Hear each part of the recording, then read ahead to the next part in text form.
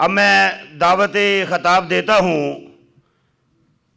شیخ الحدیث مولانا جناب محمد زبیر فہیم صاحب، مرکزی صدر اتحاد المدارس العربیہ پاکستان اور محترم جامعہ حنفیہ بصیر پور اوکاڑا، جناب شیخ الحدیث مولانا محمد زبیر فہیم صاحب۔ میں سب سے پہلے آج کے اس پروگرام کے انعقاد پر قائد تحریک بیداری امت مصطفیٰ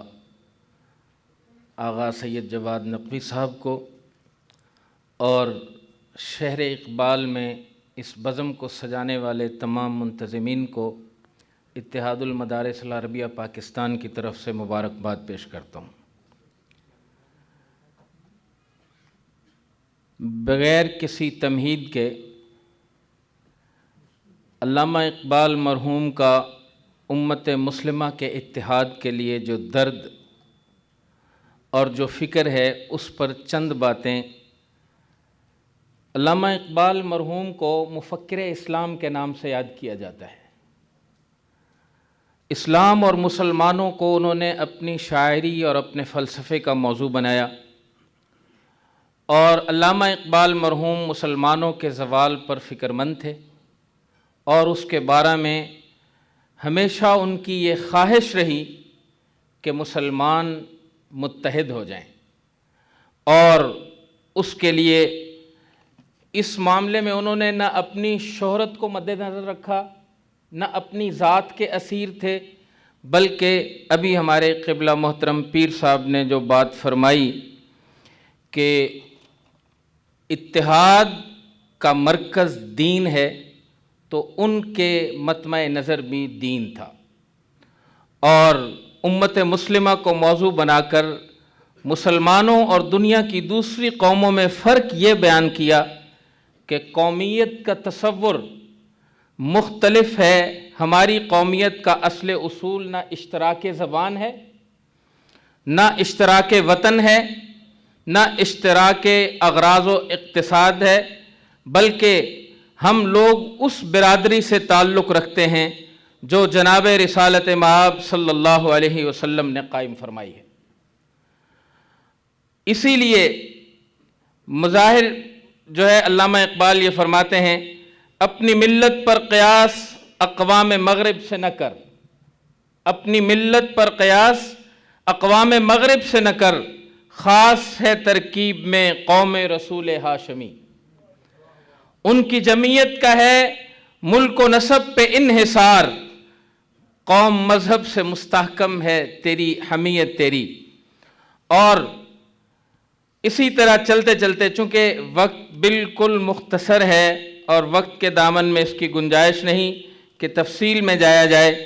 تو علامہ مرحوم کی تحریروں سے کچھ چیزیں جو میں نے آج کے لیے موضوع بنائی تھیں، ان میں وہ فرماتے ہیں کہ میں نے چونکہ مغرب میں علامہ نے وقت گزارا ہے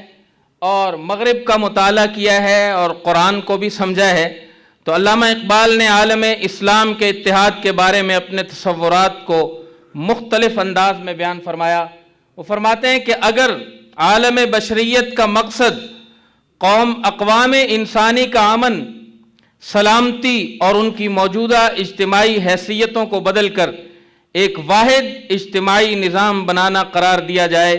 تو سوائے نظام اسلام کے اور کوئی نظام ذہن میں نہیں آ سکتا۔ کیوں نہیں آ سکتا؟ کہ جو کچھ قرآن سے میری سمجھ میں آیا ہے، اس روح سے اسلام محض انسان کی اخلاقی اصلاح کا داعی نہیں ہے، بلکہ عالم بشریت کی اجتماعی زندگی میں ایک تدریجی مگر اساسی انقلاب بھی چاہتا ہے، جو اس کے قومی نسلی نقطہ نگاہ کو یکسر بدل دیتا ہے۔ اور ایک جگہ ارشاد فرماتے ہیں کہ اسلام قید وطن سے آزاد ہے، اس کا مقصد ہے ایک انسانی معاشرے کی تشکیل جو مختلف نسلوں اور قوموں کو باہم جمع کرتے ہوئے ایک ایسی امت تیار کرے جس کا اپنا ایک مخصوص شعور ذات ہو۔ عالم اسلام آج بھی فرقہ واریت، برادری ازم، عرب و عجم کی تفریق کا شکار ہے۔ ڈاکٹر علامہ اقبال کے افکار کی روح نظریات کا مطالعہ کرنے کے بعد یہی سمجھ میں آتا ہے کہ وہ ہمیشہ اتحاد امت کے داعی رہے، عالم اسلام آپس میں فرقہ واریت کی جنگ کو چھوڑ کر علامہ اقبال کے پیغام کے مطابق متحد ہو جائے تو دنیا کی سب سے بڑی طاقت بن سکتا ہے۔ آج ہم اس پروگرام کی وساطت سے شہر اقبال میں کھڑے ہو کر اس بات کا عزم اور ارادہ کرتے ہیں کہ اسلامی جمہوریہ پاکستان جس کے لیے ہمارے آباء و اجداد نے قربانیاں دی تھیں، اسے ہم فرقہ واریت سے پاک کریں گے اور اس کی حفاظت کے لیے ہر ممکن کوشش کر کے اتحاد کی عظیم مثال پیش کریں گے۔ اللہ جل شانہ ہم سب کا حامی و ناصر ہو اور اتحاد کے اس مشن کو جس کو علامہ جواد نقوی نے شروع کیا ہے، اللہ اپنی منزل تک پہنچائے۔ والسلام۔